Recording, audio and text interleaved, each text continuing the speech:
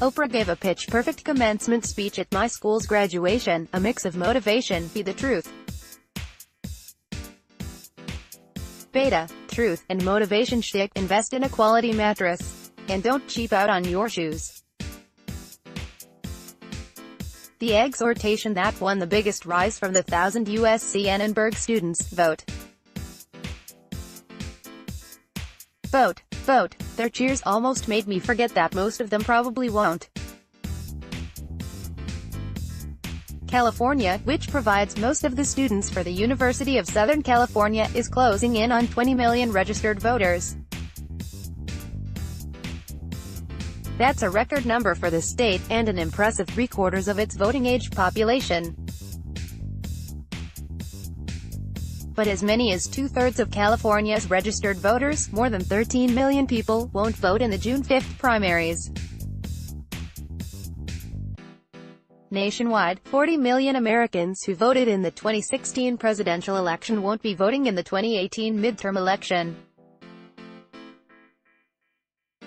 Some voters may wrongly feel that off-year primaries are too parochial or lackluster to care about, but that's a voter chunk the size of the entire population of Canada deciding not to vote in races that will determine the nation's course for the next 2 years. Especially dispiriting is the millennial demographic.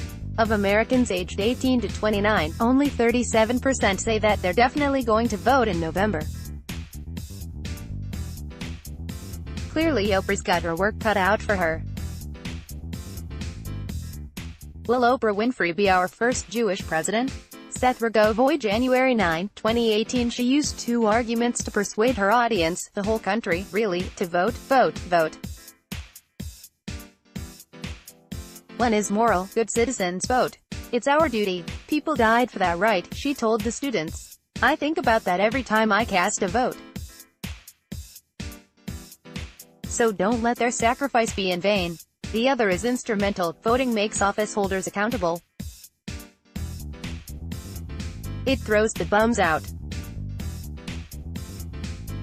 Pay attention to what the people who claim to represent you are doing and saying in your name, she said, and if they've not done right by you, if their policies are at odds with your core beliefs, then you have a responsibility to send them packing. They go low, thank you, Michelle Obama, we go to the polls. The students loved that. They're good arguments. I've been hearing and making them since high school. I don't want to get on Oprah's bad side, but it doesn't look like they've been working. Why my Jewish vote feels irrelevant during primary season. Jane Eisner, January 28, 2016. Since Jimmy Carter was elected in 1976, the highest voting age turnout was only 58% when Barack Obama won in 2008. At America's best, then, nearly 82 million eligible voters didn't vote, the population of Germany. We say that Reagan's 1984 victory was a landslide, but he won just 31.3% of the voting age population. With 7 out of 10 voting age Americans not voting for him, what kind of mandate is that? Our turnout sucks by international standards, too, compared to recent nationwide elections in 35 developed democracies, the OECD member nations, U.S. Turnout in 2016 ranked 28, just below Estonia. So why aren't more Americans voting? To start with, some people want to vote but can't. In addition to mischief like misdirection and bullying, some states have instituted deliberate voter suppression strategies. Purporting to protect elections from pretend voter fraud, partisan majorities in a number of states have reduced turnout by making it harder for political, racial and demographic minorities to register and to vote. Gerrymandering has also maximized the power of some voters and minimized the impact of others by creating, for example, large party majorities in 2 neighboring districts rather than 2 marginal seats. And though the origin of the Electoral College isn't partisan, its effect is, low-population red states elect more electors per voter than high-population blue states. But even if those inequities were taken off the table, I wonder whether we'd get Swedish 82.6% or Israeli 72.3% size turnout. Americans agree in principle with the moral argument for voting. Asked what actions are very important to take to be a good citizen, more people picked voting in elections than anything else. But I think that answer needs to be discounted by Americans' trust in government, which has sunk to historic lows. It fell off a cliff during Vietnam and Watergate, and it hasn't broken 20% for the last 5 years. You can't blame Americans for being turned off by electoral politics. Campaign sleaze makes us want to take a shower. That's what it's designed to do, nauseate your opponent's voters into staying home. Our perverse campaign finance system, unique among democracies, is an open sewer. Campaign coverage has been weaponized. The business model of news media and social media, capturing and monetizing our attention, has hooked us on melodrama, addicted us to outrage and made us sitting ducks for propaganda and disinformation, both domestic and foreign, whose prime purpose is to suppress turnout. No wonder we want to flee the infotainment freak show. If people believed that voting could clean the stables, they'd swarm to the polls. But there's a bumper sticker about the paradox of trying that. Don't vote, it only encourages them. Less than a third of millennials think that running for office is an honorable thing to do, The Economist points out, citing a Harvard study, while two-thirds think that politicians mostly go into public service for selfish reasons. Vote them out, Oprah says.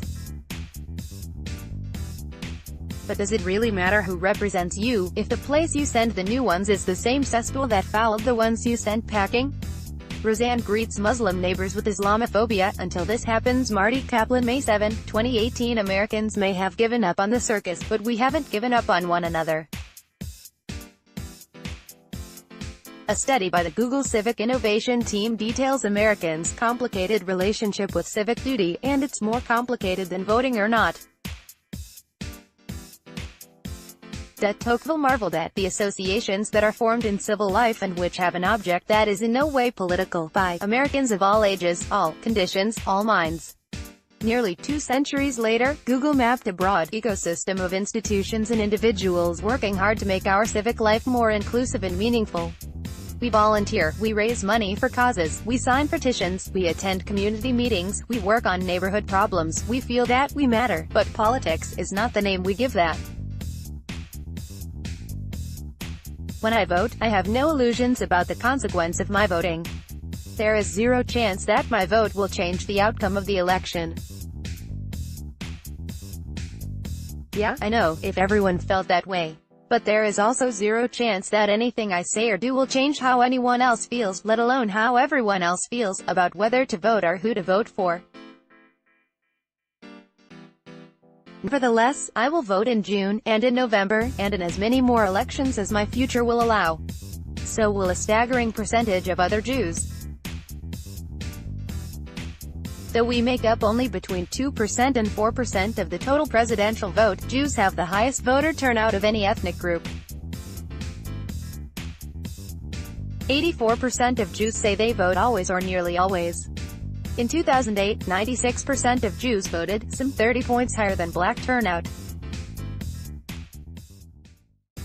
What accounts for it? Age, income and education may play a role, so might experience or memory of anti-democratic and anti-Semitic regimes, and the obligation to be a good citizen steward of social justice policy, and of the U.S. relationship with Israel. I see myself in all that, but for me there's something else as well, a sort of Jewish version of Pascal's wager. A few years ago, on Yom Kippur afternoon, I led a seminar between the Minha and Yizkor services, one of several offered at my Reformed congregation, Temple Israel of Hollywood. My rabbi invited me to pick a topic. I chose this. If I'm not so sure I believe in God, what am I doing here today? Anyway, 100 people, maybe more, showed up, so it was more like a town hall than a study group. People came to hear how other people, and how they themselves, answered the question. The most common answer, it makes no sense. The second most common, it's the right thing to do. The third, you never know. By the end, pretty much everyone was saying, all of the above. That's how I feel about voting. You never know. It doesn't make sense. But even without making sense, it's the right thing to do. If democracy is America's civil religion, maybe Election Day should be a holiday, a civic holy day, a day to do something you should, even if the reasons why you should are unreasonable or difficult to explain. Short of making voting compulsory, not such a radical idea, giving people the day off could turn out to be the most practical way to boost turnout. Just before Oprah urged our Annenberg graduates to vote, she gave a nod to the presidential speculation her Golden Globes acceptance speech launched. She couldn't have been too worried, because she put it on her website. I'd be thrilled if Oprah runs for president. George Clooney, too. Plus someone I've never heard of, like the obscure state senator from Illinois who electrified the country with his keynote at the 2004 Democratic Convention. Whoever runs, whoever wins, I just want enough Americans to vote to make that victory, and our democracy, meaningful. Marty Kaplan is a senior columnist for The Forward. Read his columns here. Follow him on Twitter at @MartyKaplan.